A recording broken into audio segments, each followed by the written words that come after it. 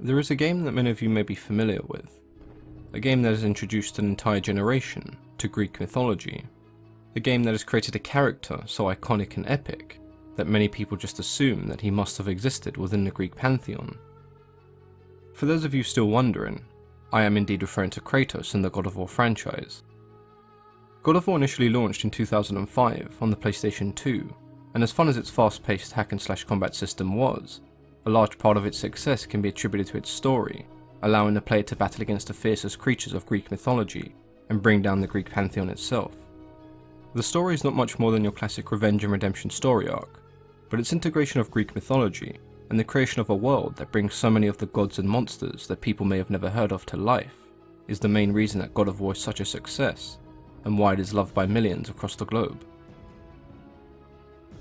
So the protagonist of our story, as we mentioned earlier, is of course Kratos, a fierce Spartan warrior who began to rise in the ranks as the youngest captain in the Spartan army. He had what looked to be a very promising military career ahead of him. That was until he faced the ever-growing barbarian threat in the east.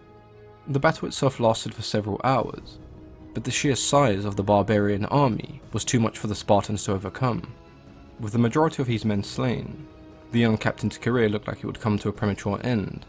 But there was nothing that Kratos valued more than victory, so much so that he would be willing to sacrifice everything, including his own soul. Ares! Destroy my enemies, and my life is yours! In that moment, Kratos' desperate call to Ares was the only means of victory, but it was a decision that would haunt Kratos for the rest of his existence. The God of War would eventually answer Kratos' call, descending from the sky. Ares recognized the potential of the young Spartan, and the opportunity to mold him into a perfect warrior.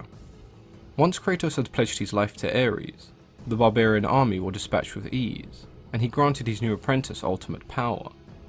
Mere mortal weapons were now beneath the God of War's newest servant.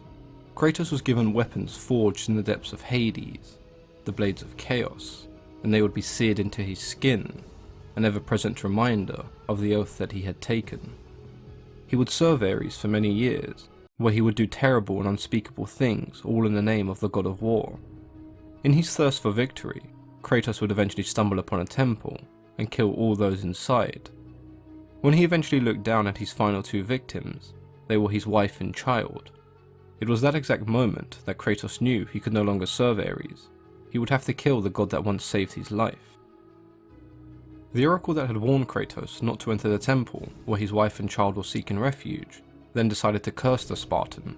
She bound the ashes of his wife and daughter to his skin for all those to see the terrible deed that he had committed, and it was on that night that the ghost of Sparta would be born. Haunted by his past and all of those that he had murdered, Kratos embarks on a journey to restore the memories of his past life. But when he eventually does, he finds out that his nightmares were in fact the memories of all the people he had slain. He would serve the gods for a further 10 years, until he grew tired of the nightmares. When he eventually confronted the gods about relieving his burden, the goddess Athena promises to absolve his sins and help with his nightmares, but only if he assisted her in stopping her brother Ares from destroying Athens. The only way to kill a god was by opening Pandora's box and harnessing its power. But before Kratos was able to do so, Ares hurled a stake from across Greece, pinning him to a wall, and eventually killing him. Kratos, then falling into Hades, refused to accept his fate, and fought his way out of the underworld, where he would eventually come face to face with the god. When Kratos opened Pandora's box, the powers of the gods were unleashed, and Kratos would do what no one had ever done before. He was the first mortal to defeat a god. Unfortunately for Kratos, Athena tells him that his sins may be forgiven, but he will never be able to forget what he had done. Upon hearing the news, Kratos leaps from the highest mountain in Greece in an attempt to end his misery. Unfortunately for the Spartan, his journey did not end there, as he was saved by Athena, who then tells him that with Ares gone, he must assume the throne and the role of the new god of war. With his newfound godly power, he began destroying and sacking cities at will, which in turn caused some concern amongst the rest of the gods. Attempting to stop Kratos, Athena would resurrect the Colossus of Rhodes, but at this point Zeus would also intervene, offering Kratos the Blade of Olympus, telling him that if he infused the blade with all of his godly power, he would be able to defeat the Colossus. But what Kratos was unaware of was that when he defeated the Colossus, the blade would also drain all of his power and leave him weak and defenseless. Zeus would then reveal himself, killing Kratos and once again sending him back to the underworld. But just like the first time, Kratos would not spend much time in the underworld. This time he would be saved by the goddess Gaia, and the two hatched up a plan to use the Loom of Fate to go back into time and defeat Zeus. Kratos would once again return to the world of the living, but this time with a plan to kill Zeus and any god that stood in his way. For those of you wondering why Zeus would kill Kratos in the first place, Zeus had learnt of a prophecy that stated he would be killed by a marked mortal, and so he previously sent Athena and Ares to find that mortal. Ares would come across a boy with a set of very distinctive markings. This boy was not Kratos, but his younger brother Deimos. When he attempted to save his brother from the god, he was easily brushed aside, and only through the persuasion of Athena was he allowed to live. His failure to protect his brother caused him to join the Spartan army, and in order to honour Deimos, he had a full body tattoo mimicking his birth markings. With Kratos' brother dead, Zeus naturally assumed the prophecy to now refer to Kratos, and thus why he took the opportunity to kill him. Kratos ventured to the land of creation, and after defeating countless enemies, he would use the Loom of Fate to return to the exact moment that he was killed by Zeus, hoping to change the outcome. Kratos reclaiming the blade overpowers Zeus, but before he is able to kill the god, Athena leaps in front of the sword, saving her father. In her dying breath, Athena tells Kratos that Zeus is in fact Olympus, and if he is slain, Olympus will fall, and all the gods with him. She also tells him that Zeus is his father, which has little sway over the Spartan, as his father did just kill him. Once again using the Loom of Fate, Gaia and Kratos create an army of Titans, recreating the war between the Titans and the Olympians, as they attempt to scale Olympus. There is a huge blow dealt to the Olympians, when together Kratos and Gaia defeat Poseidon, and in turn flood the entire world. When the two finally manage to reach their way to the top, they are greeted by an eagerly awaiting Zeus, who hurls bolts of thunder, knocking them both off and leaving them to die.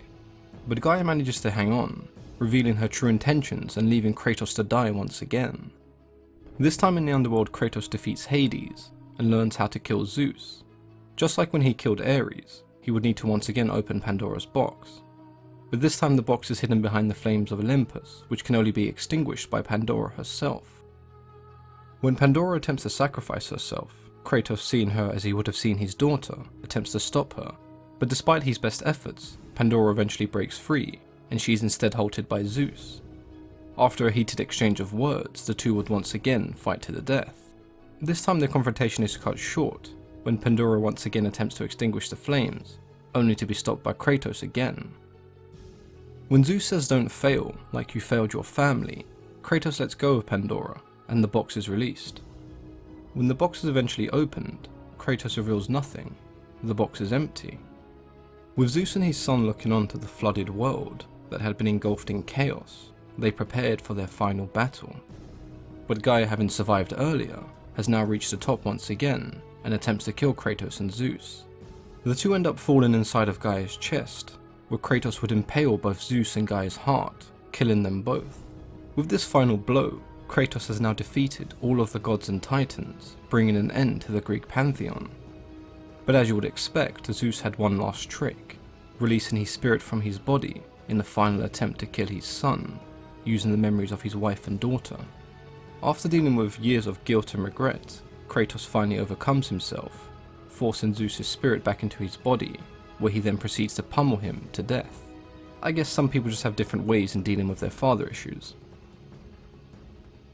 Athena appears once again, but this time in her newly transcended form, and reveals that when Kratos opened Pandora's box for the first time, he unleashed all the evils and fears of the world upon the gods of Olympus. Those of you who are familiar with Pandora's box will know that hope was also released, and it was hope that gave Kratos the power to defeat the gods. With his task now complete, he is asked by Athena to return hope to her so she can in turn give it to humanity, but Kratos, having no trust left for any god, impales himself, returning hope to humanity directly, rather than giving Athena control. Infuriated by his action, Athena leaves the god of war to die his final death. And we're left with one final cliffhanger. Kratos' body is now gone, with a trail of blood leading to the edge of the cliff, and were given one final shot of the world in chaos. For those of you who have seen the trailers regarding the new God of War, we see that Kratos is in fact not dead, and has somehow made it to the Norse world, with a son named Atreus. We don't exactly know what adventures await the two, but after seeing them encounter Jormungand, we can be sure they'll be just as epic as before. I hope everyone enjoyed today's video, and a brief look at the God of War story so far. Feel free to share any thoughts and ideas with me, and if you'd like me to make a video covering the new God of War and Kratos' journey into Norse mythology, then please let me know in the comments below. As always, I've been your host, Mythology and Fiction Explained.